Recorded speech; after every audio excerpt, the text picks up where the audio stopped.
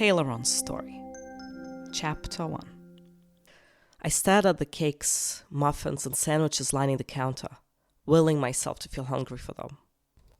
This is the sort of food I should want, the food I could afford. Footsteps clicked in the staff room behind the counter. A granny shuffled out of the doorway. Her floral apron was covered in white dust, and her hair was done up in a messy grey bun.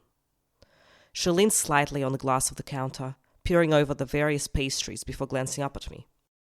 "Are you ready to order something?" I shuffled back a little, shaking my head. An image of my teeth sinking into her neck flashed through my mind, but I tried to ignore it. "No," I said.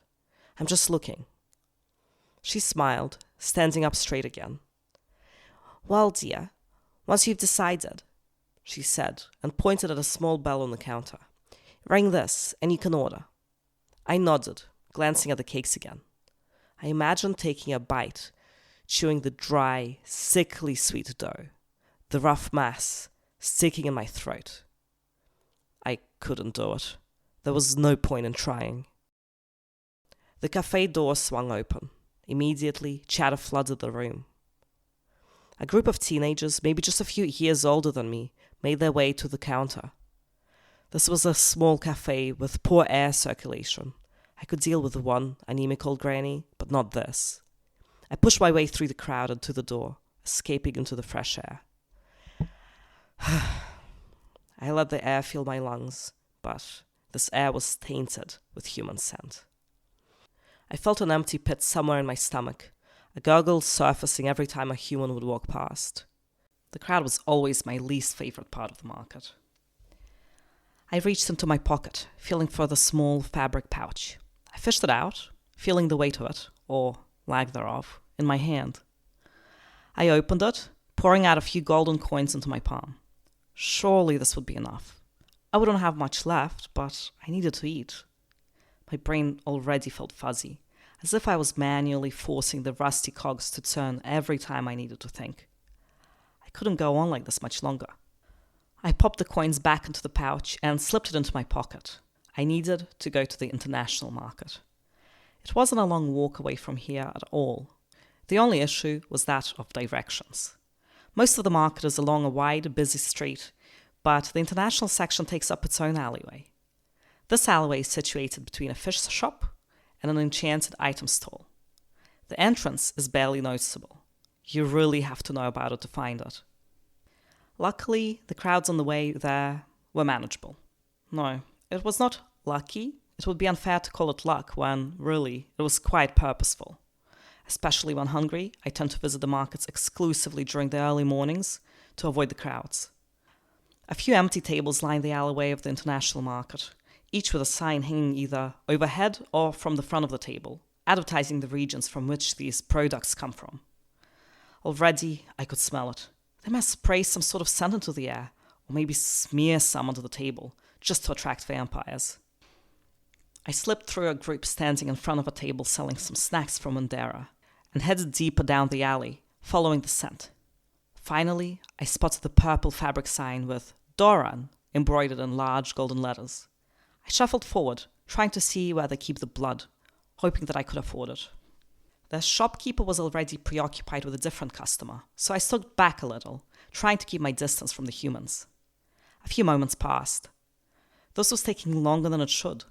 This wasn't simply the case of someone paying for their product. The customer wasn't leaving. The shopkeeper was frowning. I stepped a little closer, just close enough to hear the conversation over the loud murmur from the neighboring stalls. "Please, it's just 2 coins. I really need it," mumbled the customer. She sounded close to tears. "I can't discount it. If I discounted it for you, I'd have to for everyone else." I looked closer. The customer was a girl, roughly my age, one hand holding the hand of a younger girl, the other clutching a glass vial filled with deep green powder. I stepped a little closer to the stall. The younger girl clutched onto the older girl's arm. The older one turned to face me. Her eyes were wet. She turned back to the shopkeeper again. "My sister needs this medicine. I don't know where else I can get it. Please." The shopkeeper shook his head, frowning. I glanced at the products displayed on the table. Various powders, snacks, and magical jewelry lined the table. Finally, I spotted the glass bottles filled with blood. 8 coins for a jar. I had 11 coins. I slipped my hand into my pocket and held onto my pouch. Whatever this girl needed, it must have been important. I picked out 2 coins from the pouch and stretched out my hand to the girl at the stall. She looked at my hand, her eyes still wet, but her voice quiet, not crying anymore. She looked up at me with wide eyes. "It's for you," I said. "I heard you say that you're 2 coins short." She reached out for the money, but hesitated, her hand hovering just a few centimeters away from mine. I held my hand closer to her, and her warm fingers took the coins. She turned to the shopkeeper, adding the money to the small pile already on the counter. The shopkeeper nodded. "Very well, that's enough coins then. You're free to take the vial."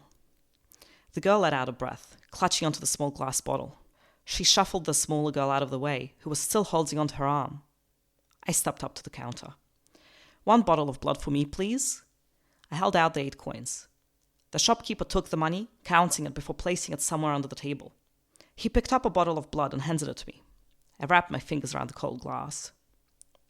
"It's fresh and ethically sourced," he said. I nodded, stepping away from the counter to make way for the next customer. Of course, fresh in this instance would mean safe to eat. In my mind, fresh would mean straight from the source, not refrigerated for multiple days. I started walking back through the alley, but I noticed the 2 girls from before standing just a few meters away from the Doran stall, both staring at me. I slowed my steps, stopping just a meter or 2 in front of them. The older girl bowed a little. Thank you," she said. I glanced away for a second. "It's nothing." The girl gave me a soft smile. Are you from Doran too? Or are you just a vampire from here?" "Half vampire, but I came here from Doran just a year or so ago." The girl smiled again and opened her mouth, as if to speak. "If it's okay," I said, "I'd like to go somewhere less populated if we're going to chat. I don't like the smell here." The girl gave me a nod. We started walking. "Would you like me to warm up the blood for you?" she asked. "I know vampires tend to prefer their blood warm." She held out her free hand, the one not holding onto the small girl. I handed her the precious bottle, immediately regretting it. If she were to drop it, I would not be able to afford another one. She wrapped her hand tightly around the neck of the bottle, holding the container between the inside of her forearm and the side of her chest. "I'm Aria, by the way. What's your name?" she said. "I am Taylaron. Who is this with you?" Aria looked down at the small girl, who I realized I hadn't heard speak at all. The girl looked up at me with wide purple eyes before glancing down at the ground again. "This is my little sister, Elowen." I looked at Elowen, giving her a small smile. She hid her face behind her sister's arm, avoiding eye contact. She looked quite pale, and I could tell it wasn't just because she was from Doran. She smelled unappetizing. We walked out onto the main street of the market district. I struggled to keep up as Aria weaved through the crowd, somehow managing to keep her frail sister with her. She slipped into a side street, still a few meters ahead of me. I followed. I couldn't lose sight of her, not when she was carrying my blood. I managed to squeeze through the crowd and onto the street I saw her enter just seconds before. She stood to the side with her sister still clutching her arm. Aria smiled when she saw me. "Sorry we had to walk fast. I didn't want to keep Elowen in the crowd for too long. She'd get sick." I glanced down at the frail child.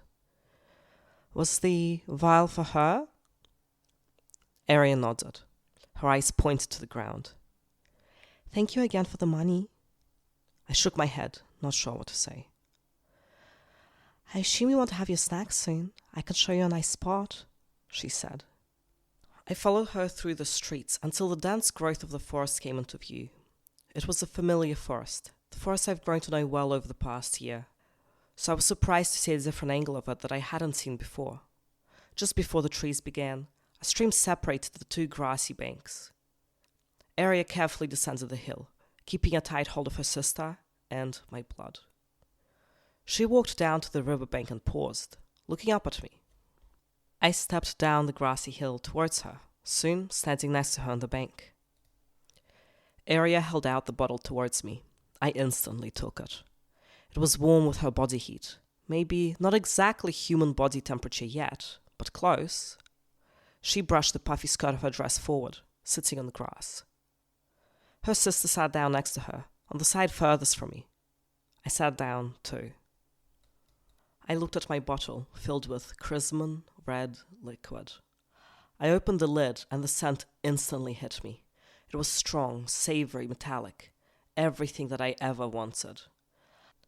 I brought the bottle to my lips, taking the first sip.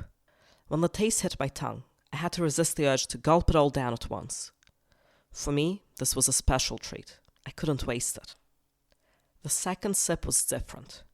Whilst the first sip was just pure taste, hard to describe as anything other than wonderful, on the second I could make out each individual note. The subtly salty, mildly sweet, the gentle irony aroma that diffuses all through your mouth. It was more than just metallic and salty. "Are you enjoying your meal?" asked Aria. I focused my attention back on reality and faced her. Yes, it's good. It's blood." Aria tilted her head, still looking at me. Her eyes were just as purple as her sister's. "You seemed quite hungry." I looked down at the bottle. Streaks of red ran down the inside of the glass where the blood had touched it. "Blood is expensive. They don't sell it in regular stores here," I said. Aria frowned. "You're just a kid, aren't you? Don't your parents feed you?" I stayed silent. Aria looked at me intently, though still politely. "Are you alone?" she said quietly. I nodded.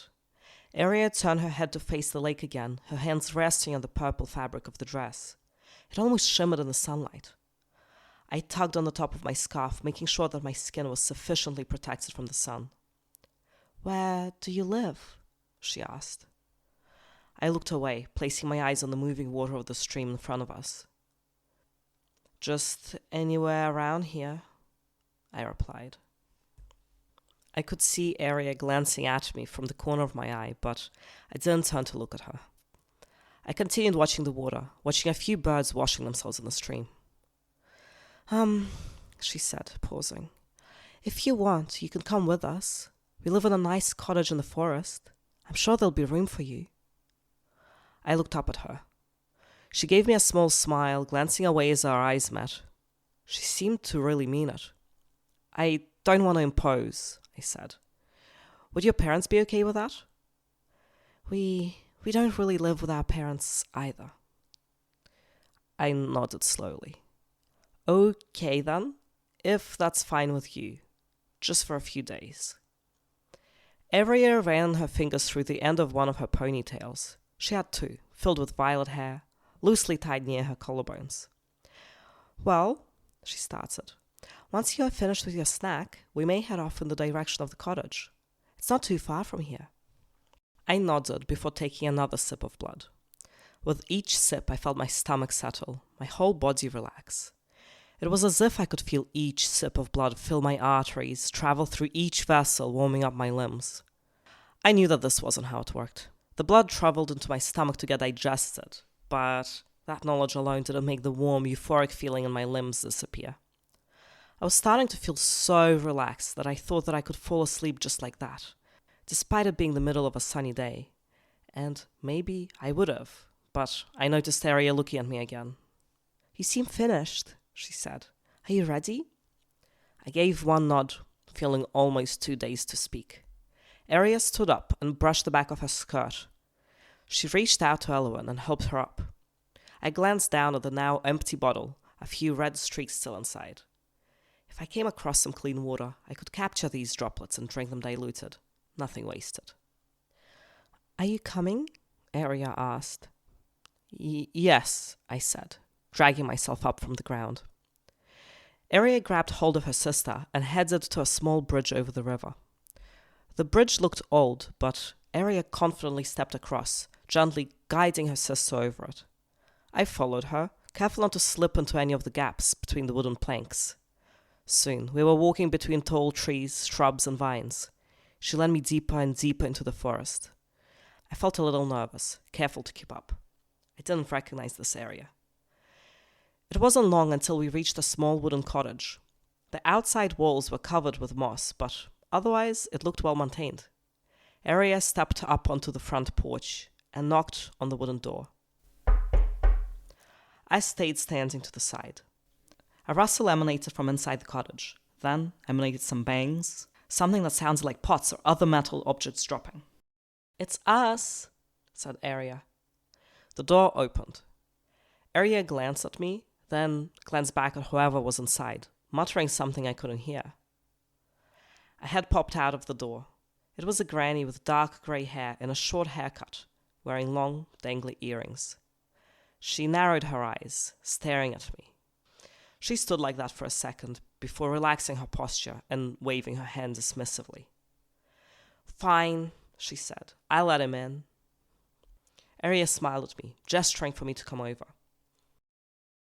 I stepped closer to the door, peering a bit into the cottage before following Arya inside.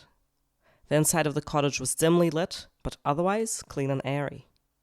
The front of the cottage contained a kitchen and a small wooden table with some chairs. The walls of the kitchen were almost fully covered with shelves, each shelf stacked with pans, cups, and various jars filled with miscellaneous powders and herbs.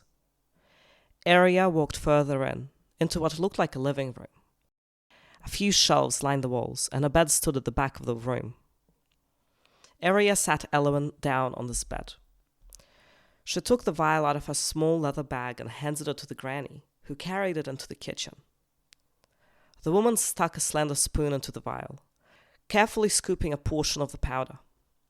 She sprinkled the green powder into a pot filled with clear liquid. She lifted the pot, hovering a few centimeters above her hand. A small flame appeared above her palm, the flames licking the bottom of the pot. She glanced towards me. "Stop staring, kid," she mumbled. "It's distracting." I shuffled back, averting my gaze. Arya tapped the spot next to her on the bed, on the other side of where her sister was sitting. I walked over and sat down. I wanted to ask what the granny was doing, but I was afraid to speak, so we sat in silence, waiting. I looked over the books stacked on the shelves, inspecting the spines. There were a few spell books, some potion books, and books that looked to be old mystery novels, each book wrapped in its own colorful fabric. There wasn't much space in this cottage, but the space that was here seemed well used. Granny's shoes clattered on the wooden floor as she headed towards us. She held a mug in her hand. She lowered it in front of Elwyn, who took it with shaky hands. Her bony fingers wrapped around the mug, and she sipped. "What's that?" I whispered to Arya. "It's medicine," she whispered back. Elwyn grimaced a little with every sip, but continued drinking. "There's no extra bed," said Arya, "and I don't think Mimi would let you sleep in hers, so when bedtime comes, I will lay some blankets out on the floor for you. Is that okay?" I nodded. Arya smiled and turned to her sister. I watched Elwyn drink the green liquid in her mug until she was finished with every drop. I've never met anyone this sick before. Old people and sick people always smell less appetizing than those that were young and healthy, but I'd never met someone who actively smelled inedible before. I wondered what happened to her, why she was so frail, but it seemed rude to ask, so I didn't. End of chapter 1. You've been listening to Taylaron's story. Thank you for listening, and don't forget to subscribe so you don't miss the next chapter.